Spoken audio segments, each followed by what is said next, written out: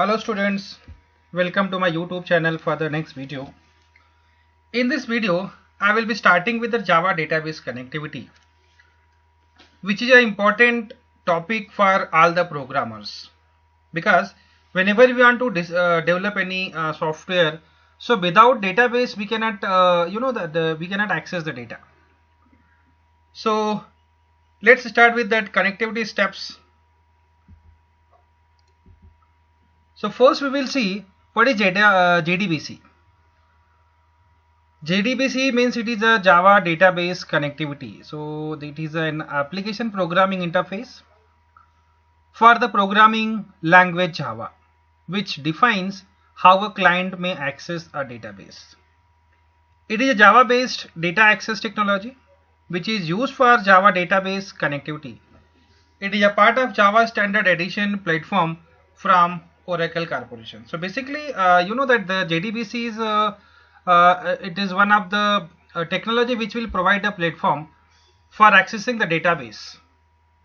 As you can see that diagram here, there is a Java application. So using the Java application, we can create the API, and then we need different drivers. So there are just 4 types of drivers in JDBC, and using the drivers we have to create the connections, and then we'll have a different type of databases. For example, you will have at Oracle, you will have at MySQL, you will have at SQL Server, you will have that any type of databases, right? So that we'll have this we need the database, and then driver is compulsory for the connection creation. So you can see as per the diagram that the application which is written in Java, then there is a database, and for both we need that database JDBC driver. So you can see the architecture of this JDBC. There is a Java application, then JDBC API, then JDBC driver. So any one of the driver manager we need to access. So any type of driver, there are so many drivers that can be used for accessing the database. So you can see here that if you're using the Oracle, if you're using the SQL Server, if you're using that ODBC connection, so different type of drivers are used for connecting a different type of databases. The main important thing is that different types of JDBC drivers, as you have seen in that previous diagram, that we need a different type of drivers for connecting the database. So you have to define that particular driver, which driver you want to use for connecting the database. So here just I'm giving you that how many types of JDBC drivers. So that there are 4 types of drivers. Type 1, which is known as JDBC ODBC driver. Type 2, which is known as API, or it is also known as partial Java driver. Type 3, which is known as net protocols, are all the Java drivers, and that type 4, native protocols and all the Java drivers. So third is that networking, you can say that the 4th one is native protocols. So these are the different types of drivers. So any one of them will be used for connecting the databases. Now we'll see that what are the different steps. The first thing is you should prepare that a different type of connection. How many steps will be used for connecting the JDBC. So you can see that the first line, first do the driver registration. So first of all we have to register the driver, right? As you have seen in the previous slide, there are different types of drivers. So we need one of the driver to connect the database. So first of all we have to register the driver. Second is that define the connection URL. So you need to create the connection through the URL. So define the connection and then establish the connection. So we have to just create the connection. So we'll create the connection object, and then we'll establish the connection. After establishing the connection, we have to create the statement object. Once you create the statement object, we have to execute the query, right? You know that if you're using that MySQL, so the different queries are used. For example, insertion, for example deletion, for example updation. So we have to execute the query, then we have to process the result once the query will be executed properly. So after that you have to display the result on the screen, and then finally once everything is finished, then we'll write the will close the connection. So these are the different steps. So again, I can repeat here. Driver registration, then you have to use create the connection object, then establish the connection, then create the statement object. After that you have to execute the query. Once you execute the query, then you have to process the results, and once everything is finished, then you have to close the connection. Now see that what is how you are defining connection URL, basically that driver registration. As you have seen, like different types of drivers. If you are using that Oracle, if you are using that MySQL, if you are using the Derby client. So whenever we are writing the program, any type of driver is required. So any one of the type of driver is used for making the connection. So the first thing is, the method is class.forName. This is the method which is used for registration of the driver. So this is the compulsory method. This is the first method, you can see, or you can say the first step, right? That is the class.forName. Without class.forName, we cannot go ahead. So this method is used for driver registration. This method is used for driver registration, right? Now you can see there are three different types. One is used for Oracle driver, one is used for MySQL driver, and one is used for the Derby client. So first you can see that everywhere you can see here that class.forName, class.forName, class.forName, and within the bracket, within the double quotes, we have to provide the URL for the connection. Within the bracket, we have to provide the URL for the connection. As you can see here, if you're using the Oracle, so this is the driver URL you need to remember. So this URL will be repeated for each and every program if you are using the Oracle. So that URL is that oracle.jdbc.driver.oracle driver. So here that Oracle and Oracle driver, that O and D both are in caps. So here this is the URL for that Oracle. If you are using that MySQL, for example, if you are creating the database in MySQL, you need to connect with the MySQL database. So again you can see that the method is same here, that class.forName, right? But here the Oracle, that the URL is different, connection URL is different here. com.mysql.jdbc.driver, com.mysql.jdbc.driver. This is the connection URL for MySQL. Another type I have taken, this is the Derby client, which is inbuilt in NetBeans. If you are performing the NetBeans, so that is one of the database which we can use for writing the program. So that method is again that we are using that class.forName here, and then URL is that org.apache.derby.jdbc.client driver. So these are the methods with the URL. Afterwards, once you are registering the driver, right, so the next thing is you have to establish the connection. As you can see, how to establish the connection, right? So here, connection and then the connection object here. So I have written here con, then the driver manager dot get connection. This is the method when you are establishing the connection. So you need to remember that the connection, then the object equal to driver manager dot get connection. You must remember this method. And then URL, if you are using that MySQL, if you are using the Oracle, and if you are using the Derby client. So for all the URL will be different here. And then you have to provide that username as well as the password. For example, if you are using MySQL, so that username will be root and the password will be something what we have given, right? For example, if you are connecting the database using MySQL, right, so you can write here, see that the connection, then the connection object equal to driver manager dot get connection, and this is the URL for the MySQL database connection, double quotes JDBC : MySQL : / localhost : 3306 / Sandeep. Here 3306 is a port number which is used for the MySQL, right? So remember, you should remember the port number 3306 is used for MySQL.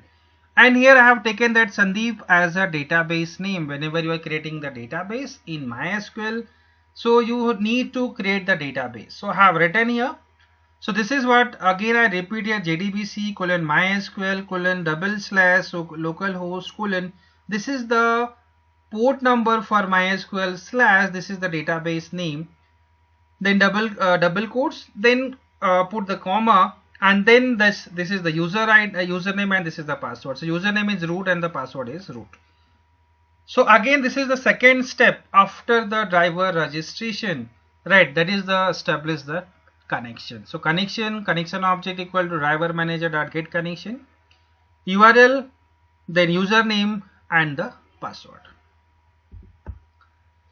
After creating the connection, we need to create the statement. After creating the connection, we need to create the statement. That is the third step. As you can see, statement dot is equal statement, then the object of the statement, right? So this is the object of statement equal to, always remember the previous step, in the previous step I have created the object of the connection. So this object of the connection will be used to create the statement. So remember this, in the previous step con is the object, right? So in the second step, con will be used to create the statement again. So this con dot create statement, right? So this is the method for creating the statements. Again I can repeat here the statement, then the statement object equal to con object, that is the connection object. So connection object dot create statement. So this is the third step.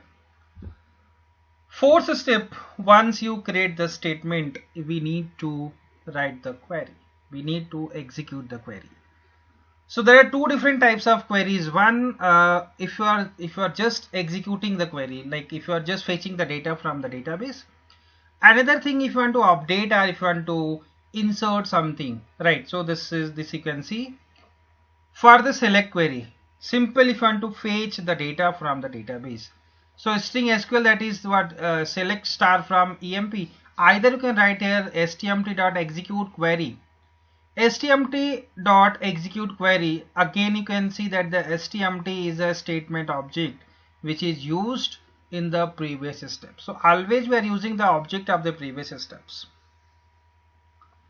So statement object dot execute query, and this is the SQL statement, right? So either I can write here select star from EMP. If it is a select query, if you want to update, if you want to insert, in that case you have to write down this insert into EMP value. That is the normal SQL statement, and these are the values which you are inserting, and the method is used is execute update. So there are two types of methods, SQL methods. One is execute query and one is execute update. If you are simply using that select query, then we'll use the execute query, and if you are inserting or updating or deleting, in that cases we are using the execute update method. So stmt.execute update and then the select statement. Afterwards, once you create the statement, then you have to process the SQL query, and then we need to process the result. So how to process the result? As you can see here, we'll use the method that is called as result set. So result set, then the object of the result set equal to stmt.execute query, that is SQL, as we have seen in the last lecture, slide. And then you have to display the result, right? So how to display the result? Here we'll use while rs.next. Why this rs.next? This rs is the object of the result set, because this object will be fetch the data from the database. rs.next. .next means it will check if some data is available in the database or not, in the table or not. So it will go ahead and it will fetch the data and it will display on the screen. So always it will go in the forward direction. That's why we are using that rs.next. So while rs.next, then we have to print the data. For example, there are two columns. So here we'll print this system.out.println here. Within the bracket, res is the result set object. So result set object dot get int. This is the method for displaying the integer values.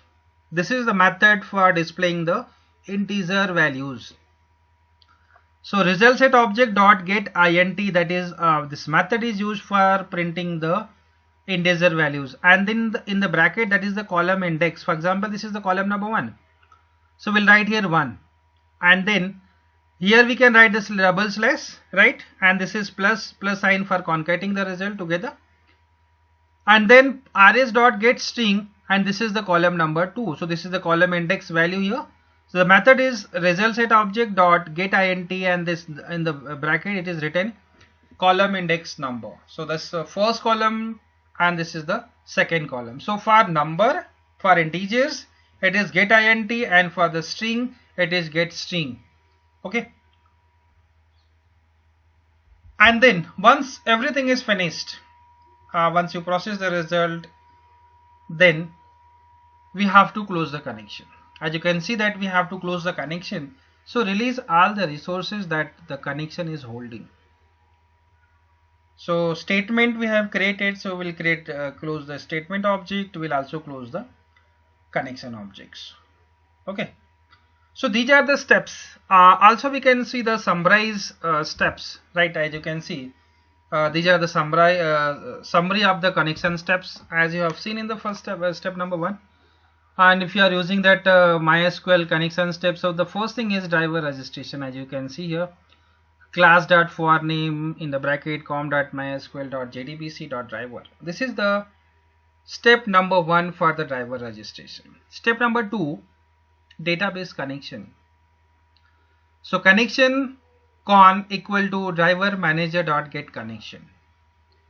Now this is again MySQL, right? So that JDBC colon MySQL colon / localhost colon 3306 / CBS, and then this is the user ID, username and the password. So here that CBS is the database name and 3306 is a port number. Then step number 3, once you finish create the connection, you need to create the statement. So you have to write down the statement object. So write down the statement, then the statement object equal to con.create statement. This is the third step. Then in the fourth step, you have to create the result statement. So again, that result set res equal to stmt dot execute query. In the bracket, we are simply writing that select star from emp, as the name of the table is emp, and we are fetching the data from the emp table.